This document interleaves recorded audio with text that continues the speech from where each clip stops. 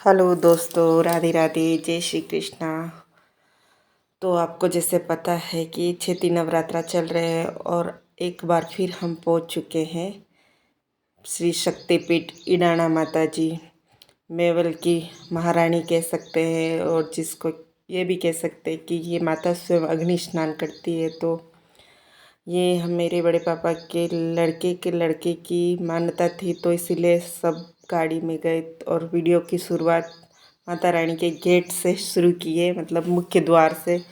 और ये हमारे गांव की महिलाएं हैं, पुरुष भी हैं लेकिन वो पीछे है। तो हम सबसे पहले उतर के गए माता रानी के दर्शन करने के लिए। आधे लोग गए, कुछ लोग प्रसादी बनाने के लिए पीछे की ओर रह गए। और यहाँ से हमने लिया फूल माला चुनड़ वगैरह वगैरह जो भी माता रानी को चढ़ता है। तो बहुत बड़ा लंबा कॉरिडोर बना हुआ है और वहीं आसपास दुकानें भी हैं सब तरह की। तो एक्चुअली हम सोमवार को गए थे और यहाँ हर रविवार को बहुत बड़ा मेला ही भरता है, समझ लो नवरात्रों में तो फिर कुछ कहने का। और ये है माता रानी का भवन की सीढ़ियाँ।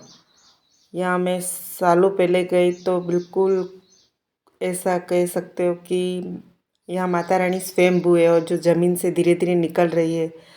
मेरे भाई की मान्यता रखी थी तब तो माता रानी का ऊपर से सिर, आँख के ऊपर से सिर दिखता था। अब तो माता रानी का आधा धड़ निकल चुका है, इसीलिए यहाँ माता रानी के ऊपर कोई मंदिर नहीं है।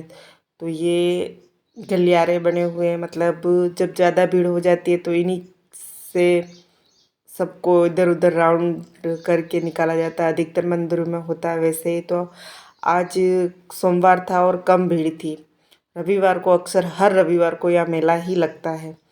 और यहाँ से माता रानी के अंदर का तो ये बड़े बड़े त्रिशूल, और पीछे तो ये माता रानी के ऊपर कुछ भी नहीं बना हुआ है क्योंकि माँ अग्नि स्नान करती है। और जब यहाँ जितना भी चढ़ा हुआ फूल माला चुनर जो भी श्रृंगार की वस्तुएं होती है वो यहीं ऊपर की ओर रख दी जाती है। और माँ का जब मन होता है तब वो अग्नि स्नान कर लेती है और बड़ी बड़ी लपटें उठती है। तो ये है माँ इडाना जिसका दर्शन कर सकते हो। और पीछे इसलिए, और अभी ही ये मतलब एक सप्ताह पहले मंगलवार को ही अग्नि स्नान हुआ था तो उसका धुआं अभी भी निकल रहा था।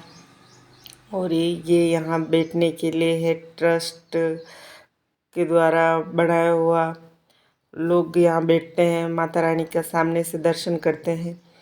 और ये है जो स्वयंभू अभी धीरे धीरे बढ़ रही है और माँ का स्वरूप देख के लगती है कि ये 10-12 फीट की प्रतिमा होगी। ये देखने के लिए शायद हम लोग जीवित नहीं होंगे क्योंकि माँ धीरे धीरे ज़मीन से बाहर आ रही है। और अब यहाँ सब कुछ बदल गया और थोड़ी देर बैठने के बाद दोपहर की आरती हुई और आरती लेने के बाद एक बार हम सब फिर से ये बाहर आ गए। तो यहाँ एक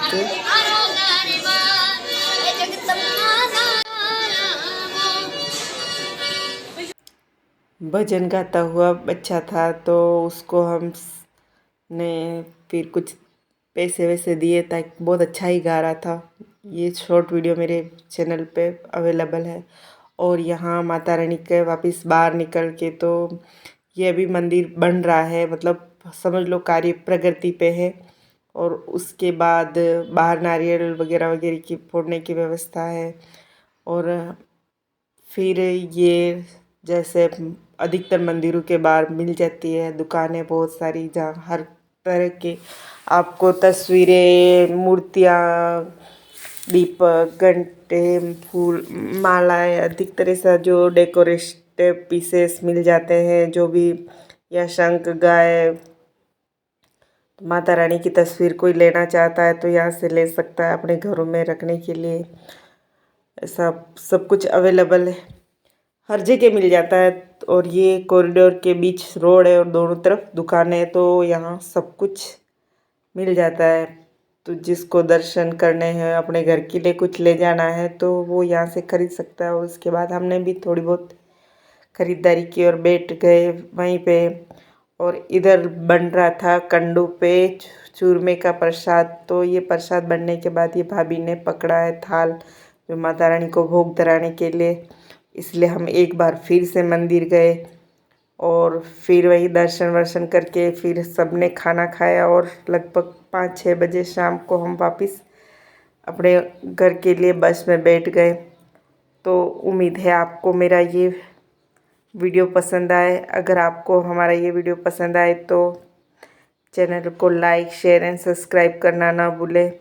और हम ये वापस घर को, तो आप सभी को एक बार फिर जय माता दी, राधे राधे।